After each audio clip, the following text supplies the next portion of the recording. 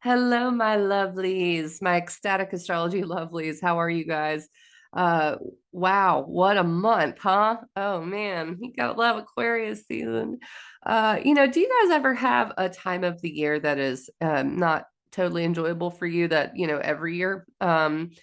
I definitely relate that to astrology. I mean, that's kind of my job. And for me, it's always February. I've had things happen in February over and over again. And it makes sense because Aquarius is square to Scorpio, and I am a Scorpio sun. So that may be why. And it's ruled by Saturn, and I have Saturn in Scorpio. And this is what good astrology does because these tough times that I'm having, I can at least look at the chart and go, it'll be over soon, right? Hey, it'll be over soon. Don't worry about it. Apparently, don't worry about it is exactly what I said to my friend when I tripped off my front steps and busted my front teeth last week or 2 weeks ago now. Yeah, so this is a temporary. I'm brave. They did a great job at my dentist, who is awesome, Dr. Peterson in Leeds, Alabama. Got a shout out because oh my gosh, they took care of me. But yeah, so I did. I've had a couple of traumatic events lately. Fell, tripped, you know, broke my teeth. Which, by the way, this is the third time I've done in my life, so it's not something I haven't dealt with. But before that, I got COVID. I got the new strain of COVID, the bright and twinkly one. And that it kicked my butt for like 3 weeks. And maybe I might blame my broken teeth on COVID.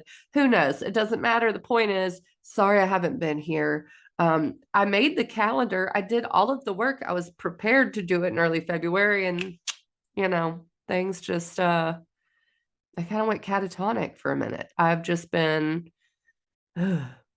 so I thought I'd come on and we'd at least talk about the full moon in Virgo because I miss you guys. I miss updating, and I feel relatively brand new. Thank goodness. So now that I've healed up and my mental health has recovered, because woo, that was not easy.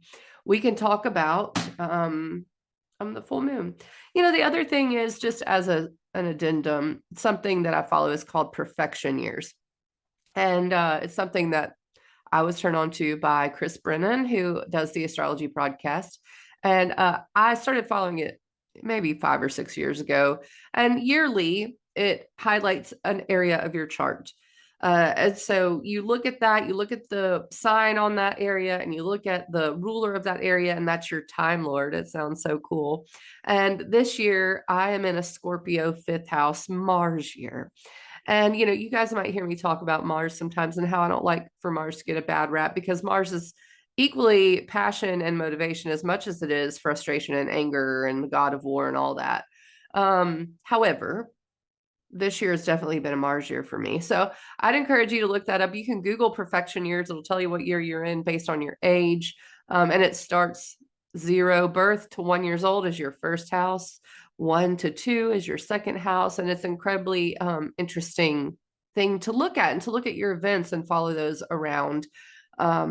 Because then when things are being very Martian for you, like they are for me, you can go, all right, Mars.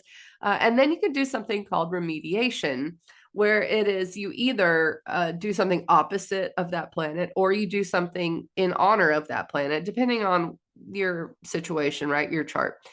So I did some Mars remediation and went and got dry needled. So yeah, it's like Mars is the needle, right? You just stick the needle in me. I mean, I might as well. I've already done several other Martian things lately. So that's just an addendum. I'm really here to empower you guys to understand your own chart and be able to follow it day to day, especially because I don't give updates every day. And I don't, whenever I go through something, I just quit giving them altogether.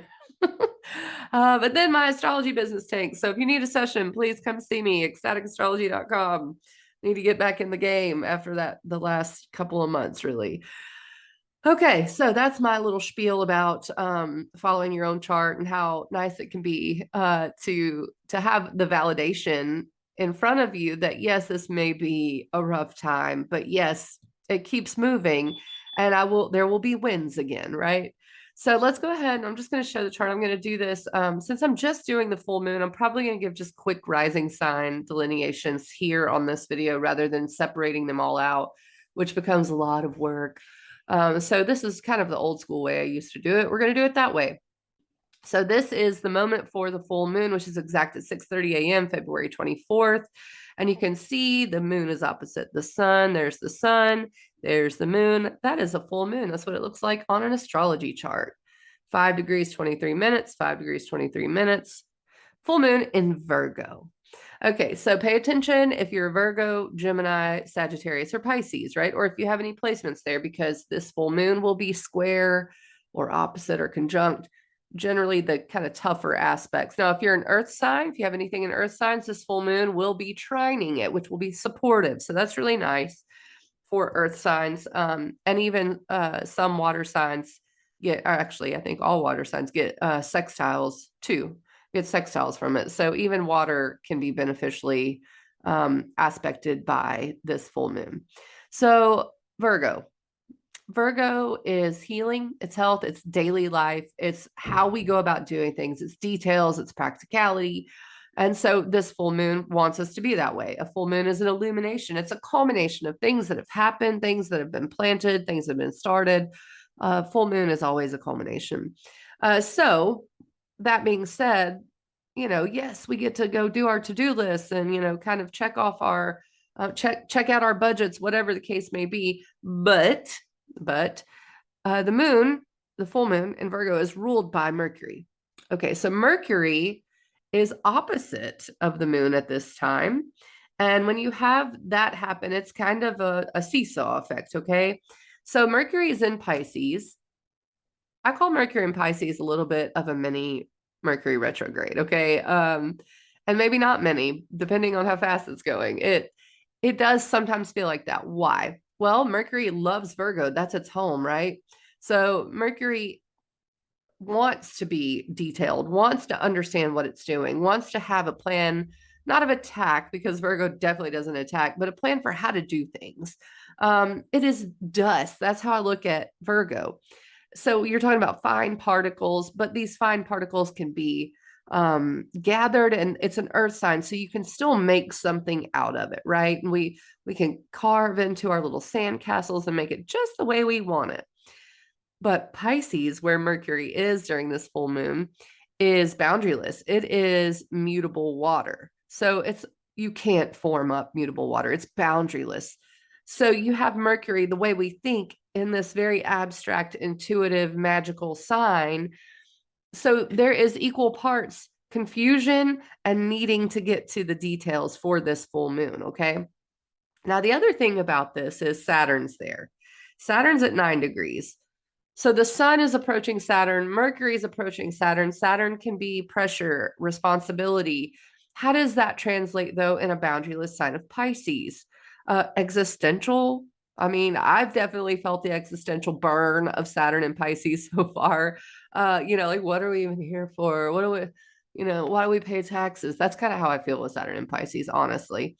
So there is a little bit of Saturnian energy for this full moon, but I don't feel like it's as present as maybe it was when Saturn was in Aquarius or Saturn was in Capricorn. Think of the 6 years prior, and that's generally Saturn's been in its home sign, right? Now that Saturn's in Pisces, it's just a little more like you can't name this pressure, right? Like, I don't even know what this pressure is. I'm a little confused about what I'm supposed to be doing. So that's also present, but there's something good. Even though Saturn's there with the sun and with Mercury, and that is the fact that Jupiter is at 10 degrees of Taurus, okay?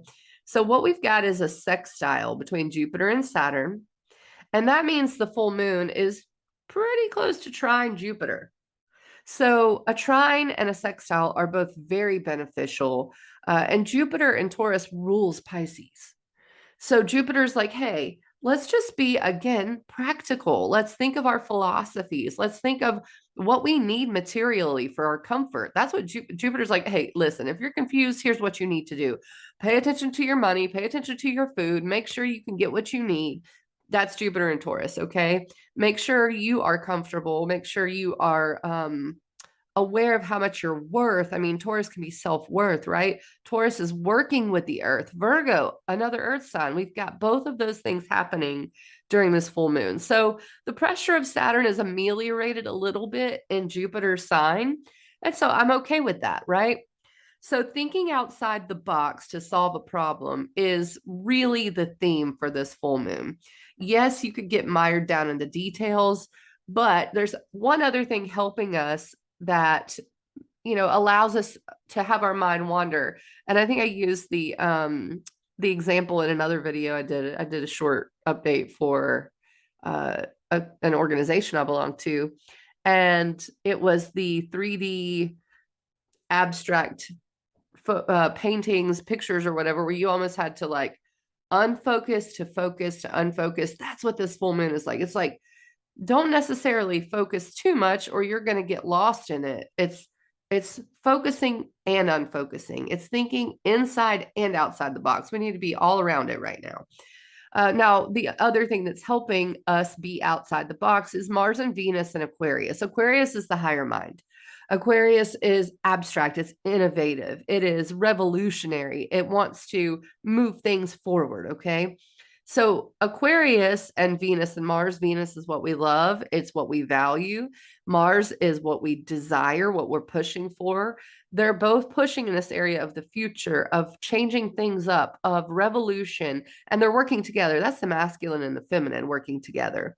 Now, the square to Jupiter is tension, but Jupiter is abundance. Jupiter is philosophy. It's truth, right? So even though there's tension there, it's more like a hurt so good kind of tension, right? We know that we want to push forward, but we also know that we need to think practically and think in terms of earthly material matters with Jupiter and Pisces. I'm sorry, Jupiter and Taurus. Gosh, Jupiter and Pisces is way far away. So I need to not get almost, 10 years ahead of myself. The square here is the think outside the box. It's, so it's all over this chart. It's not just Aquarius square Taurus. It's also the ruler of the full moon in Virgo in Pisces, boundaryless. We have to be innovative at the same time that we're planning, that we are trying to get the details right. Now, the other thing is this is a great full moon for purging, for cleaning, for reorganizing our space. And moon oftentimes brings up idea of home and where we're at, and also healing, taking care of ourselves, making sure that we are thinking outside the box for our own health and how we can heal others. So that being said, we're going to talk a little bit about this via rising sign. So we're going to go by just very quickly all the rising signs. And we're going to start with Aries rising. So Aries rising, this is, and I wonder if I can type this. I can. Okay. That way we can have you skip Aries rising. This full moon is in your 6th house. Okay. This is the 6th house over here. The 6th house is daily life, health. It is wellness. It is work and coworkers, how you make your money. So this is what the full moon is illuminating for you and how you can get the details right here, but abstractly thinking. So yes, Saturn, the sun, Mercury are all in your 12th house. That's very abstract. That is subconscious, right? So there is this subconscious need to organize your daily life, especially based on your values. You have Taurus in the 2nd house. So Jupiter and Uranus are working there on your finances. They're trine to the moon. They're sextile to Saturn. So this is very much equally as spiritual as it is financial daily life material for you. What seems to be the most material part of this is the money, self-worth, and then the 6th house, daily life, coworkers, health, your body, healing. Those are the material parts that you're focusing on. It is the spiritual that needs to be attended to for overall like mental health for this full moon. Okay. So definitely meditating, definitely doing your spiritual work. Now, one place that may allow you to think outside the box is your 11th house, because Venus and Mars are moving through there. And that is going to give you vibes of future goals, the groups of people that you're around. And it is maybe in a little bit of a tension, with a little bit of tension with Jupiter and Uranus in your second house. They're encouraging practicality, yet you're like being invited on these retreats. It's like, what do I do? And I think I'm encouraging a way to think outside the box for both. I mean, how can you save money and go on this trip? Like what can you ask for? Things like that. All right, Aries rising, that's you guys. So let's go to Taurus rising. And it's nice to show you on the chart so you know what it looks like, right? This is Taurus rising.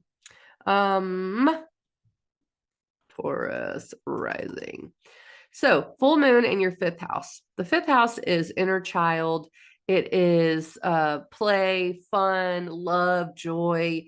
Getting the details right here, is an interesting experience, right? Having Virgo on the fifth house means maybe more practical things do make you feel in your inner child, like planting stuff, like working with your hands, right? So, whatever the case may be, creativity comes up, joy comes up, and that is what is illuminated, how you can organize your life better to support that. The abstract area comes in your goals. That is where there may be some existential pressure. Okay. The goals and the uh, future and large groups of people. Do I belong there? All of those things come up as this abstract, and maybe this is the place I need to let my mind wander. Right now, I need to be attending to my inner child and my joy rather than thinking about the outer world. Okay. That the time for that is coming in like a week. And I mean, it's going to be there for 3 years. So this full moon in Virgo is like, pay attention to your joy, your inner child. Okay.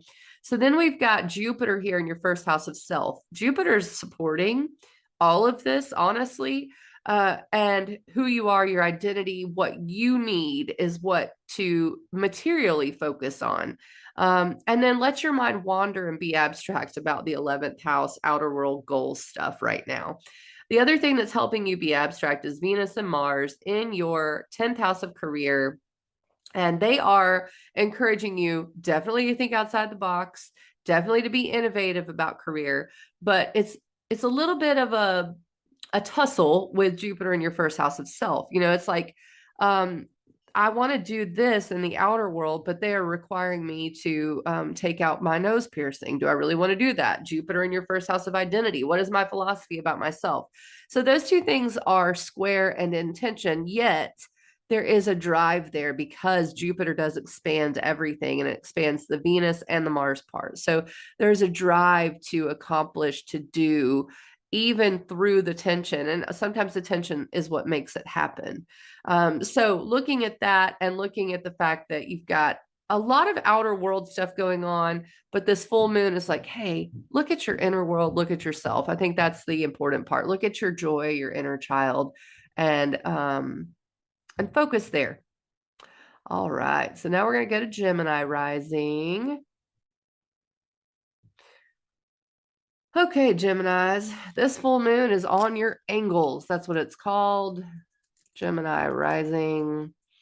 The angles are the rising sign, the descendant, the MC up here, and the IC. So you can see, and of course, I'm a little bit past the full moon time because I'm going by rising sign, but that's okay. That this is happening in your 10th and 4th house. So the 4th house is what's being illuminated. That is home, family, comfort, emotional security. It's emotional. All right. It is also a need for roots. And that's what's being illuminated. The more abstract part for you is the career stuff. That's the place you may need to let your mind wander and focus on the home, focus on how you can make yourself comfortable right now and do the Virgo thing there. Now, another thing that's helping is the trine to Jupiter here, which is in your 12th house of spirituality. So there is this need for spiritual and emotional support for yourself right now. And it's a little bit of, the career pressure is going to be there.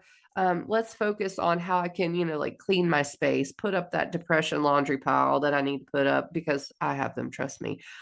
Things of that nature will help a lot for this full moon, is what you're being encouraged to focus on. One more area that I want to touch on is Mars and Venus, which just came together and are squared Jupiter from your ninth house of truth and philosophy and adventure.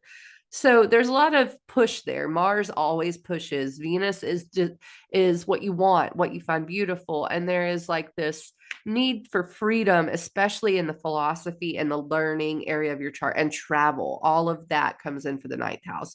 But it is in tension with Jupiter in your 12th house of spirituality and retreat and reflection. So it's, do I get out and adventure or do I take time to myself? And I think both are important with this square at this full moon. That won't last too long, couple of days, it'll be gone. And then the next thing to look for is the Kazemi up here in your 10th house of career on the 28th. I think that's going to answer your career questions. All right, let's move on to Cancer rising. That's me. That's me. Oh yeah, I need to write it. Cancer rising. So, all right, here we go. Full moon in your third house. The third house is an interesting house. It is communication, it's siblings, it's local community. It is, you could say, sacred places are a third house topic. So the full moon here is like, hey, it's a little bit like the sixth house. It's get your daily life right. Listen, communicate clearly. If you haven't communicated to someone that you need to communicate to, that's what it is. And I like that because the opposition here with Mercury in your ninth house, there's a lot of maybe confusion, abstractness in the what do I believe area. What is and even though the ninth house isn't as much goals as the 11th house is, there's still this question of where am I going and not really knowing yet for Cancer rising. So the full moon in the third house is like focus on today, focus on right now. That's all you can do. Focus on the material. What can you accomplish? Do those things. Let your mind wander on the rest of it. Okay. There is a trine to Jupiter. This trine is from the third house of communication and local community and sacred places to Jupiter in your 11th house of goals, large groups of people. So, yes, this is like get with your people. If you haven't for a while and you're a Cancer rising, maybe it's time to reach back out, have meetings, do some things with large groups of people, and let your mind explore goals, where you want to be, who are you. I know I'm personally going through that as a Cancer rising. So the only other thing going on here is that Mars and Venus are together and they're square Jupiter from your eighth house, which is shared resources, investments, inheritance, other people's money, empowerment. And you're trying to find your way to the future there. What is the future of my investments? What am I putting what is reciprocity? What is reciprocal in my life? And am I feeding into something that is giving back? The square is tension to the 11th house, large groups of people, organizations, also goals. Okay. So there is a sense that you're also trying to figure out what goal to make in order to make sure it's reciprocal for yourself. That's the only other part of this full moon that I think sticks out.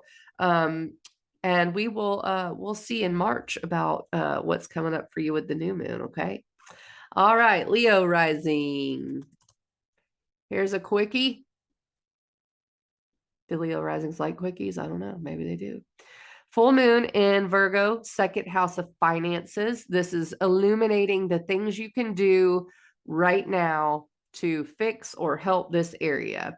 Now, the only thing is that there's this abstract of what do I invest in? Who am I investing my time in? Who can help me?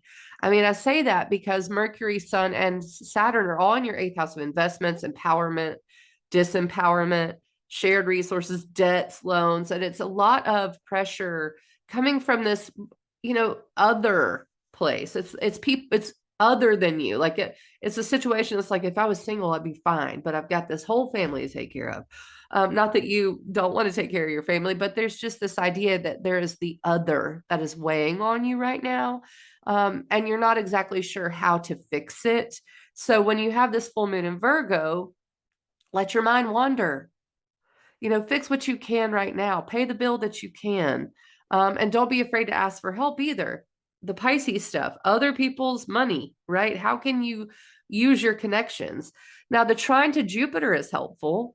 That is in your career area. So there is a sense that maybe something is coming from that area to help, but also it's not a moment that things are going to be magically fixed. It's a moment to do what you can and to think outside the box and to cross your eyes when you look at that picture and hope you can unfocus just enough to see the image. Okay.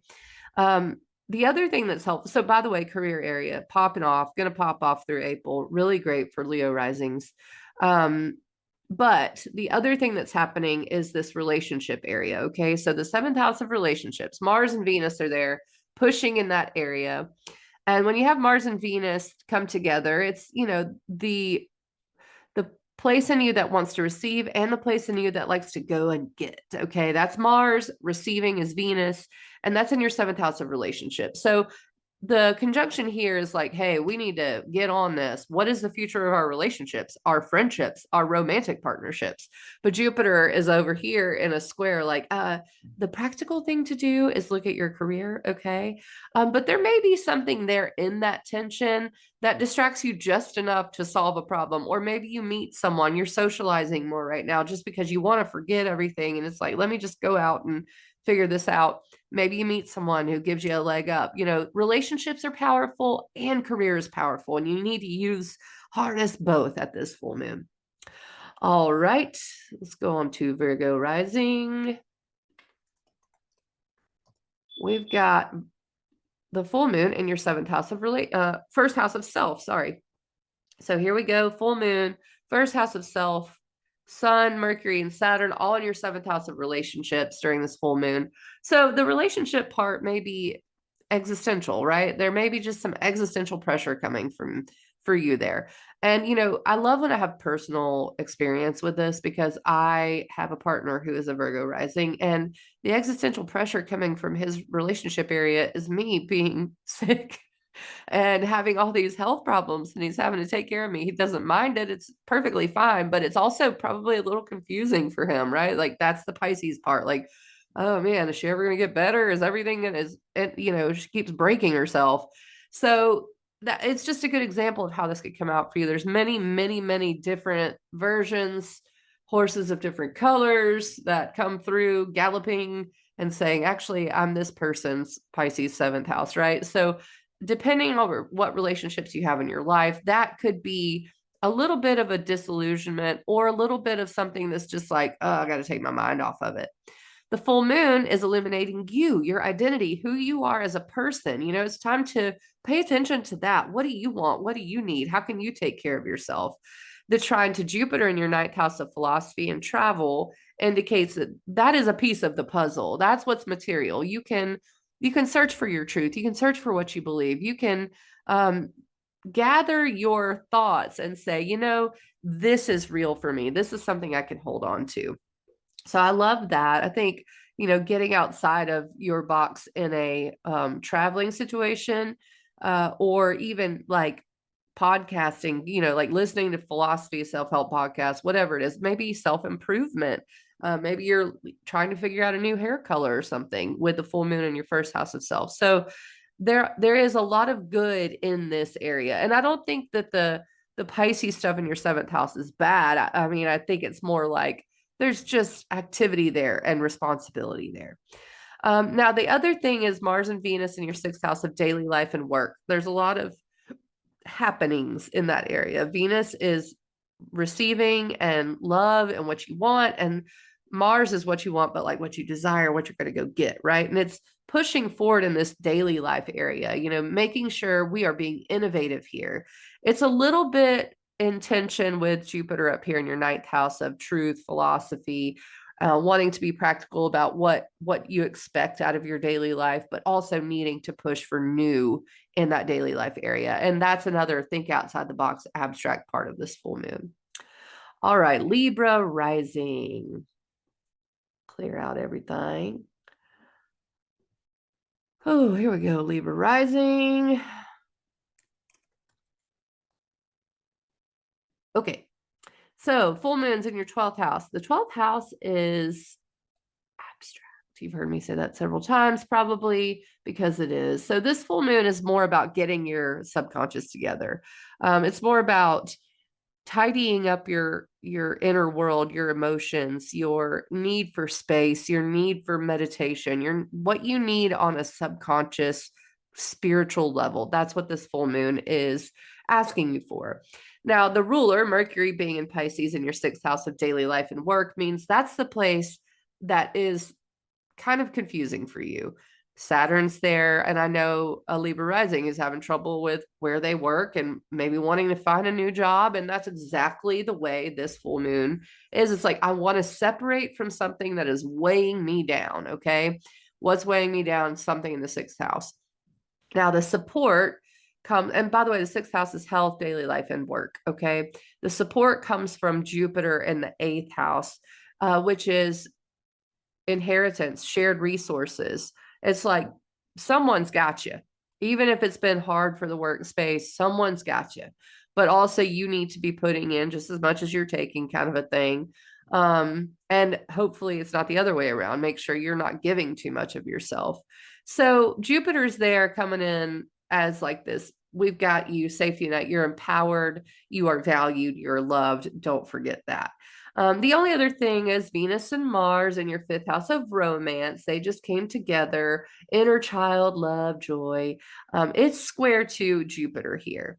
So there is a sense that the need for fun, the need for romance, for joy, for play is there, as well as the need to Jupiter and Taurus mind your spending, or making sure you're not going too overboard in the people that you're entangled with, are upset in any way about it, things like that. It's a balancing act here. It's like, I need to push forward in this area, but I also need to stay practical in this other area.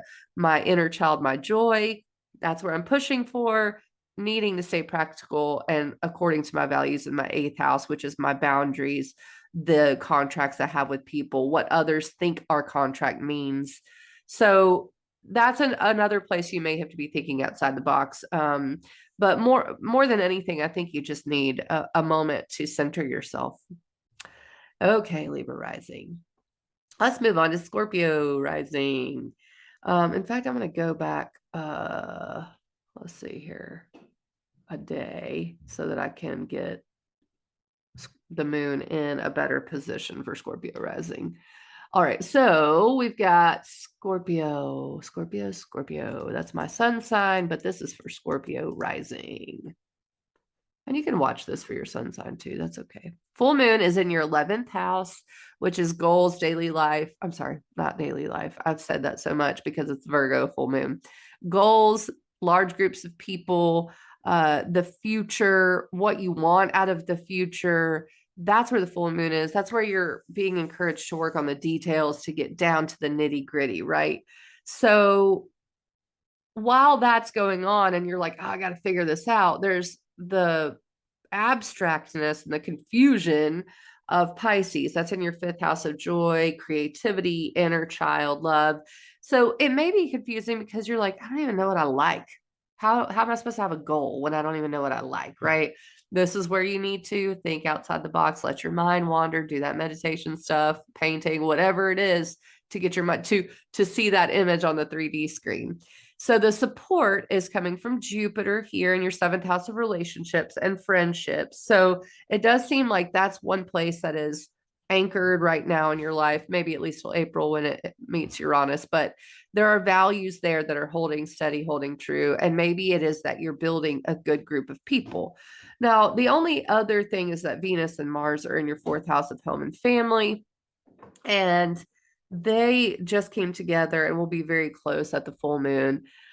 Home, family, emotional security. It's maybe wanting to think outside the box and like, I want to add an addition onto my house, but Jupiter and Taurus, your partner's like, I don't know, that may be too expensive. So there is a little tension here between home, roots, and relationships, friendships, and which one gets the attention. It's also an abstract thinking sort of situation here, and that won't last very long past the full moon. All right, so that's Scorpio rising. Now we're going to do Sag rising. Here we go. Oh, I'm way past it. Where is that? Hour. Here we go. So Sagittarius, this is in your 10th house of career. So this is also on your angles, career, public reputation. It's very much outer world for you and trying to figure out maybe who you are in the outer world, how people see you, getting the details right, understanding. Yet the understanding is a little, hard to come by right now because Mercury's in Pisces, which is your 4th house of home and family. So this again may indicate that if something's bothering you at your home, focus on your work, kind of a thing, if something's bothering you emotionally, it's maybe something that you could meditate, go for a hike, or throw yourself into your work, anything to change your outlook right now so that you can get your mind off of the problem and onto how can I just make my life go right now. And I don't want it to sound, doom and gloom or anything, because it's not. It's more like there is something that feels like existential pressure, and maybe I should just look at the details, the material things, in order to take my mind off of this larger problem, right? um it's trying to Jupiter in your 6th house of daily life and work, so it does seem like work is going well for you. So um there's a lot happening, at least there in the work sector. Health is also something that is a 6th house topic. So that could also be coming up, but it should be good. Jupiter's good there. Jupiter is abundance. It is philosophy. It's truth. So how you want your daily life to look is really what's under the microscope here, especially regarding work. Home may be a bit of a work in progress with Saturn there. So home, roots, emotional security, family, that's going to be there for a while. Maybe time to just look at the Virgo area and the Taurus area right now. Okay, the only other thing is Venus and Mars together in your 3rd house of learning, communication, thought patterns, thought processes, local neighborhood, and it may, have you thinking outside the box, like wanting to join a local organization or something. But don't forget, there's a square to Jupiter in your 6th house of daily life, so you may be a little busy. It's a little tension between how busy am I, how do I organize this stuff? But it's, again, think outside the box, be abstract. How can I make this work? All right, so now we're on to Capricorn rising.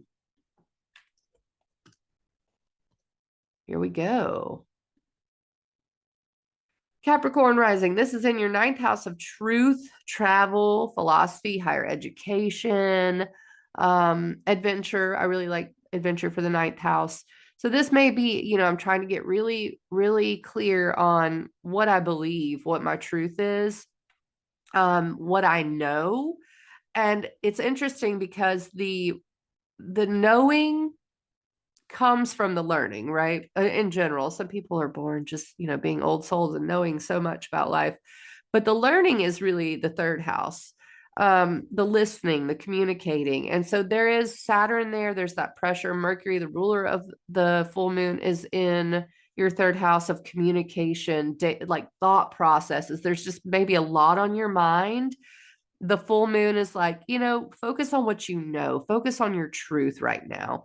And it is trine to Jupiter in your 5th house of play, joy, fun, inner child. So nurturing that right now is going to be a big deal for your mind, because your mind needs to get out. It seems like there's been a lot of mental pressure since Saturn's been in Pisces for you. So yeah, it's a thing where, you know, take your mind off of it any way you can, any way you can. Um, Zoom out, then zoom in, focus, refocus, definitely play, joy, fun, maybe even some travel, some quick travel. Now, Venus and Mars are in your 2nd house of finances, and they are like, we got to get this done. I mean, there is a lot of pressure to get done, whether it be making something happen or receiving something, whatever that is. It's square to Jupiter in your 5th house of children, romance, inner child, fun. Don't let that area steal your joy, basically. Again, it's think outside the box. How can I how can I have fun while also having this financial pressure maybe or decision making going on? How can I nurture my inner child and my adventurous spirit and my philosophy mind and things of that nature? That all of that will help for this full moon. All right, Aquarius rising. Let's move on. Let's move on. Okay, so this full moon is in your eighth house. The eighth house is other people's money, it's shared resources, it's investments, it's loans, it's grants, empowerment. Why is empowerment a part of this? It's because when you're signing a contract, which the eighth house rules, you want to make sure the terms are good. Because if you have bad terms of a contract, you're going to feel disempowered, right? So the eighth house is your boundaries. It's what you're willing to accept from others, and what you're willing to give. It's how I share myself. So that's what, the details are coming here. That's where you want to organize somehow. How can I empower myself? Mercury is in your second house of finances, right? So there's a lot of existential, like, I just don't know what to do. If you've been thinking about investing, or if you've been thinking about saving or trying to pay off a bill, there does seem to be some confusion around it. Luckily, there's a trine to Jupiter in your fourth house of home and family. This is about your roots. This is about what you know is true. This is about what you have, regarding your network as a family, regarding your own emotional security, knowing your worth, knowing your value. So maybe this is a time for you. It's like, okay, if you can't figure out what to do about the money, stay at home. Or try to have dinner parties instead of going out, if this is a money situation for you. If it's an empowerment situation, it's definitely about emotional security and how you can get more strengthened in that way. The only other thing is Mars and Venus came together in your first house of self and identity. And so there's a lot of uh, me in the air, and that's great. But the square to Jupiter, which is a lot of emotional family roots, there may be a situation in which you have to compromise, or make sure you're not compromising your values, based on what you're doing in the outer world or how you're being seen or perceived. So it's identity versus, your inner root chakra kind of a thing. Family versus self, how do I make both of these work? So that's the only other place you may need to think outside the box a little bit. And now we're at Pisces rising. All right. Full moon in your seventh house of relationships. I like it. It is Virgo, which is ruled by Mercury in your first house of self, identity, independence. And so that may be where the confusion is. Who am I? I don't know. How am I not myself? If you've never seen I Heart Huckabees, Pisces risings need to watch it. How am I not myself? I think this is definitely a moment in which the people who you're closest to can reflect back to you who you are.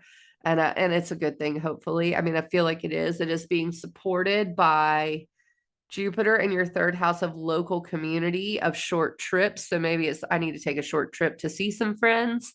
And it's sextile Saturn in the first house of self. So it does seem to indicate maybe it's a good time to socialize, to get your mind off of something. Who cares how people perceive you? Who cares how hard you're working on this one thing? Go out and have fun, let loose, communicate, listen, learn, express. That is what this kind of looks like to me, honestly. Only one other thing, that's Venus and Mars came together in your 12th house of abstract 12th house of spirituality, dreams, isolation, reflection. See how funny that is that you've got something that says, hey, isolate, you need some time and retreat space. And then the full moon's like, yeah, but what about the people? And again, this is why I say this is a detailed and abstract full moon where we're encouraged to just kind of unfocus and then refocus and then unfocus. How can you balance that? And it's square to Jupiter in your third house of mental processes. So that's another thing. It's like when all you want to do is kind of space out, Mars, Venus in the 12th house, and then Jupiter's over here like, no, no, no, no, we need to think. We need to think. That can be a little tense. So it's definitely something in which I would definitely try to balance and take time for myself, but also get out and talk and learn and listen and socialize as best you can during this time, because I do think it's going to help you get to the realization of the Pisces stuff that is coming February 28th. It's going to be a stepping stone to that. Okay. All right, then. That's it for the rising signs. I did a March talk with my friend, Krista, Practical Astros, on all of the social medias and stuff. And I'm going to release that here shortly before or on March 1st, maybe, because we talked about the whole month of March. It's already done. So I don't have to, like bite my nails over that right now. And then I will also maybe release a separate rising sign video for March as well. But I'm so happy about this that I did with Kristen. I'm going to put it up on YouTube in the next few days. That being said, thank you so much for tuning in. Ecstaticastrology.com to book if you'd like to know a little more on your personal chart what these things mean for you, because these are all just general readings. And yeah, sorry I haven't been able to commit to the things that I normally am or that I wanted to commit to at the first of the year. Very Saturn, very, very, stick in the mud kind of a February for me, but I'm back, y'all. I think. I don't know. We'll see. Watch out for that March astrology talk. All right, guys. I love you. Mandy Ray of Ecstatic Astrology signing off. Catch you on the flip side.